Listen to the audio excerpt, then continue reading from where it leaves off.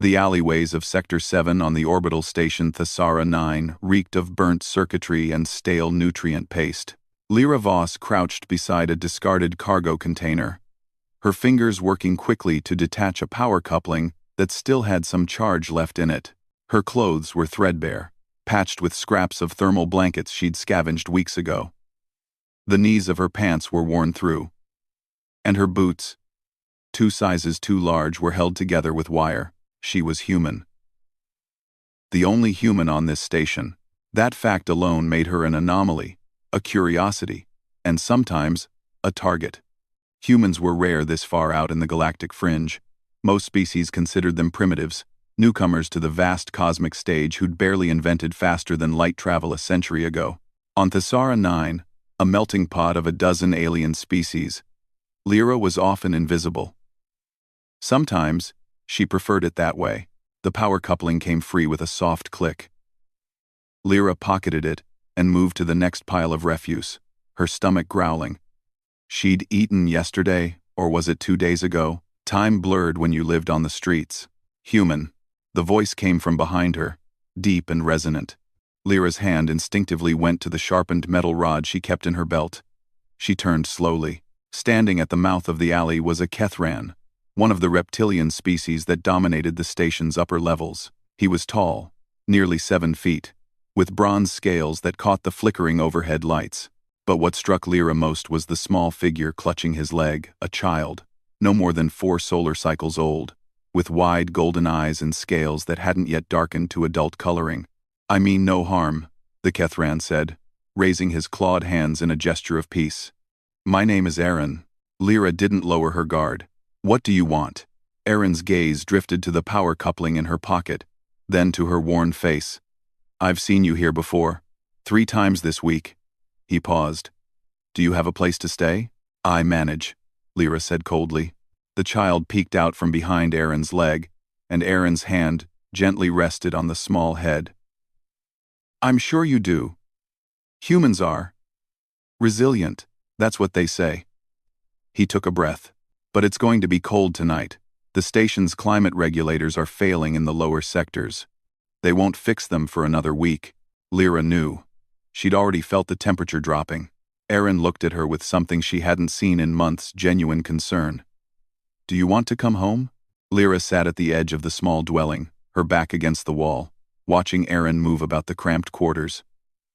It was a modest space, one main room with a sleeping alcove, and a tiny food preparation area. But it was warm and clean, and it smelled like spiced tea. The child, whose name was Kira, sat on the floor playing with blocks made from recycled hull plating.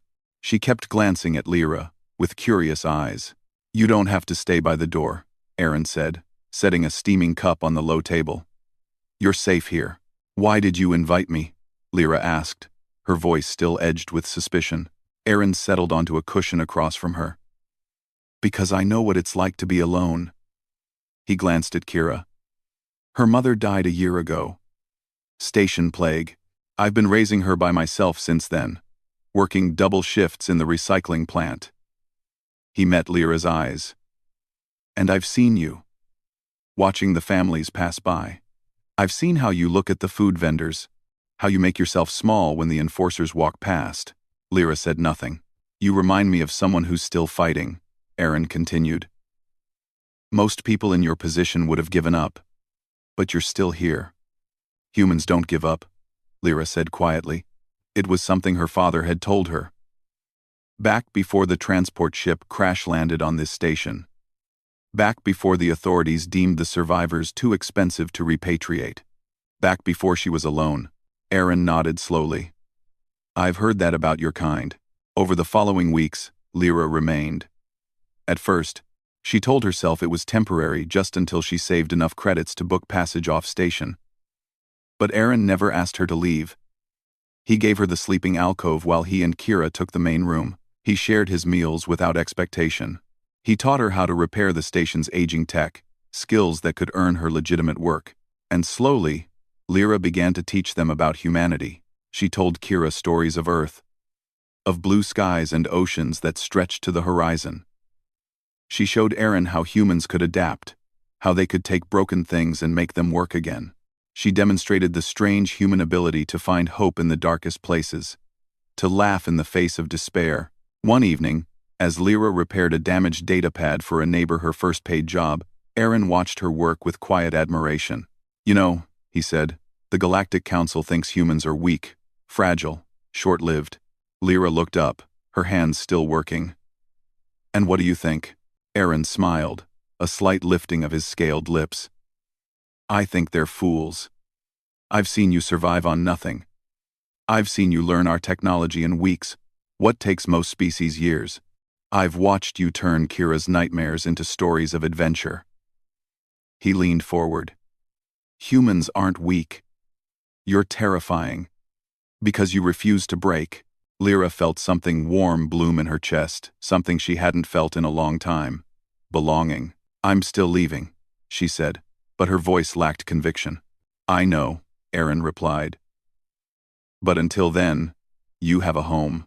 3 months later, Lyra secured a position as a junior engineer on a freight hauler. The pay was decent, enough to send money back to Aaron for Kira's education. But as she stood at the docking bay, her worn bag slung over her shoulder, she found herself hesitating. Aaron and Kira stood at the barrier, the child's hand clasped tightly in her father's. "You'll come back?" Kira asked, her voice small. Lyra knelt down, meeting those golden eyes. "I will, I promise." She stood and looked at Aaron. "Thank you. For seeing me when no one else did." Aaron's expression was unreadable, but his voice was soft. "Thank you for reminding me why we should." As Lyra walked toward the ship, she heard Kira's voice call out, "That's a human. My friend is a human." And for the first time in years, Lyra smiled not with bitterness or resignation, but with pride, because she was human. And humans never truly walked alone.